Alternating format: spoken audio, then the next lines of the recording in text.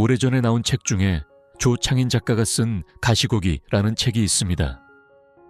아버지의 아들에 대한 사랑의 이야기를 소설로 담은 내용입니다.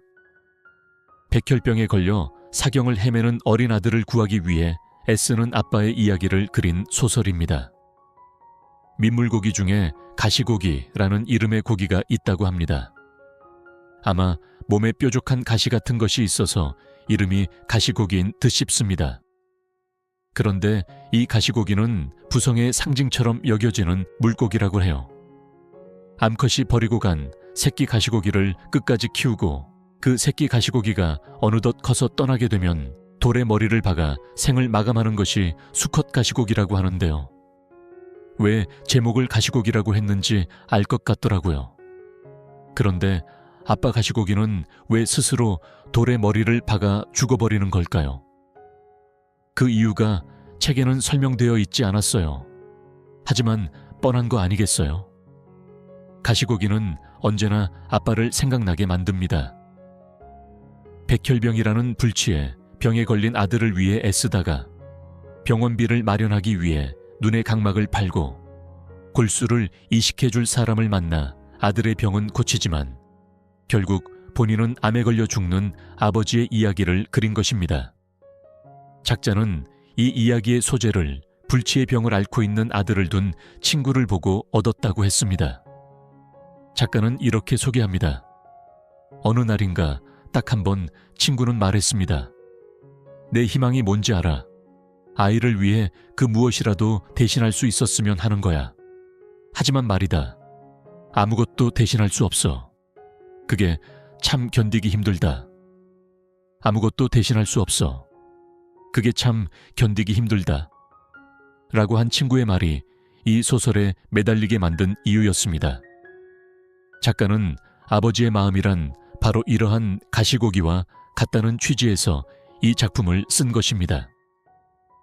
이렇게 아버지의 마음이란 자녀를 위해서 끊임없이 그 뭔가를 해주고 싶어하는 마음이라는 것입니다. 우리의 자녀들이 인생을 아름답고 보람있게 사는 것, 그래서 자녀의 인생을 성공으로 인도하기를 원하는 마음은 모든 아버지가 지닌 공통적인 아버지의 마음일 것입니다. 나라의 지도자가 아버지의 마음을 가지면 국민들의 눈물을 닦아줍니다. 고통과 슬픔 속에 있는 사람들을 섬기는 지도자가 되어 존경을 받습니다. 목회자가 아버지의 마음을 가지면 목양의 신념을 가지고 헌신과 섬김과 희생의 사역을 하면서도 보람을 느낍니다. 교회의 리더들이 아버지의 마음을 가지면 성도들을 사랑하는 마음에 온갖 희생을 해도 피곤하지 않습니다. 성도들이 성장하는 모습에 감격하고 부흥하는 모습을 보면서 행복해합니다. 이러한 아버지의 마음이 하나님 아버지의 마음입니다. 예수님 같은 목자의 심정입니다. 우리가 은혜 받으면 성령께서 우리 안에 아버지의 마음을 주십니다. 그러나 우리의 마음 속에 은혜가 떨어지면 아버지의 마음은 사라집니다. 동시에 아저씨의 마음이 들어옵니다. 만사가 귀찮고 피곤하고 고달픈 인생이 됩니다. 저는 오늘 여러분과 함께 하나님 아버지의 마음은 어떠한 마음인가 함께 살펴보고 은혜를 나누고자 합니다. 아버지의 마음은 어려운 일을 당한 자녀를 안타까운 마음으로 구원하고자 하는 마음입니다.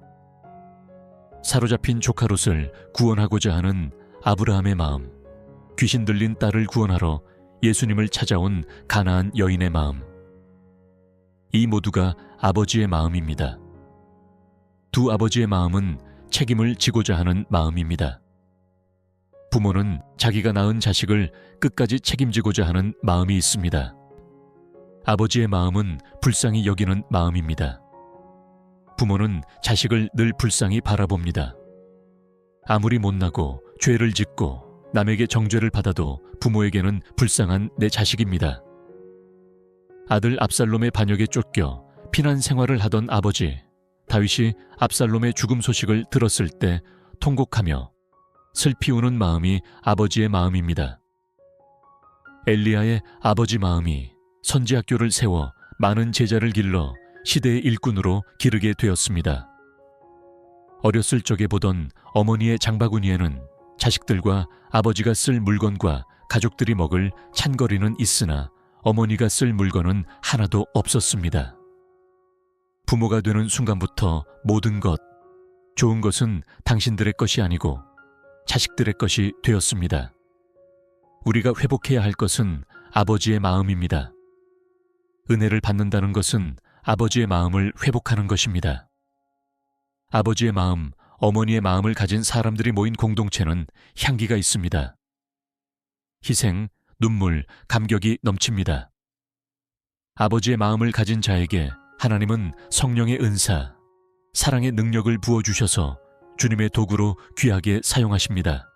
아버지의 마음을 가진 한 사람을 하나님은 지금도 찾고 계십니다.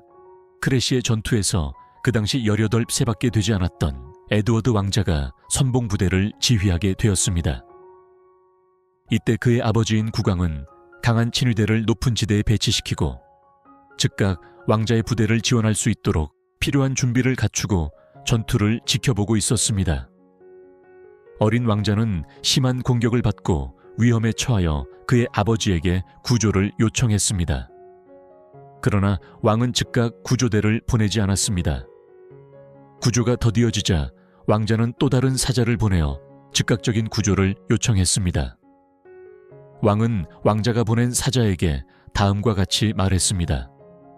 가서 왕자에게 나는 언제 구조가 필요한지 모르는 그런 미숙한 지휘관도 아니고 또 구조대를 보내지 않을 만큼 무관심한 아버지도 아니라고 왕자에게 전하게.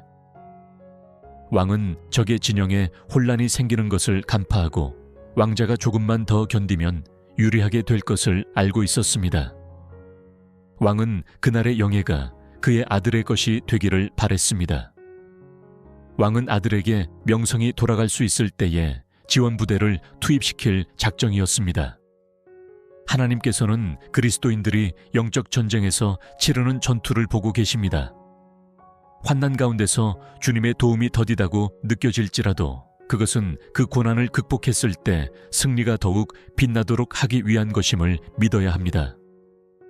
어느 초등학교 선생님이 상처를 하고 12살 난 딸을 키우느라 어머니 목까지 다 해주었습니다.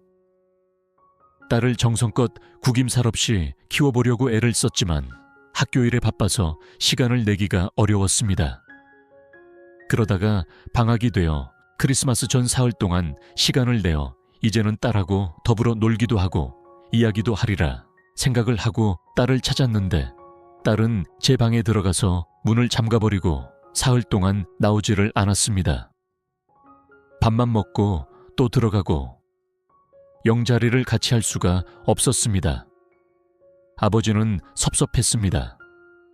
그래, 무슨 곡절이 있겠지. 그동안 내가 너무 등한히 해서 마음이 상했나 보다 생각했습니다. 크리스마스 날이 되었습니다.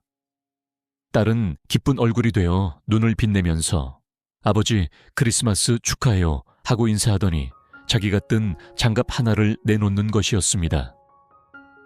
크리스마스 날 아버지에게 장갑 선물하기 위해서 사흘 동안 뜬 장갑이었습니다. 고맙게 받기는 했으나 아버지는 내심 섭섭했습니다. 내가 바라는 것은 장갑이 아닌데 나는 너와 이야기하고 싶었는데. 여러분, 참으로 부모가 바라는 것이 무엇이겠는가? 만나서 이야기하고 싶어하는 그 심중을 잘 헤아려 잘 들어드리는 것이 중요합니다.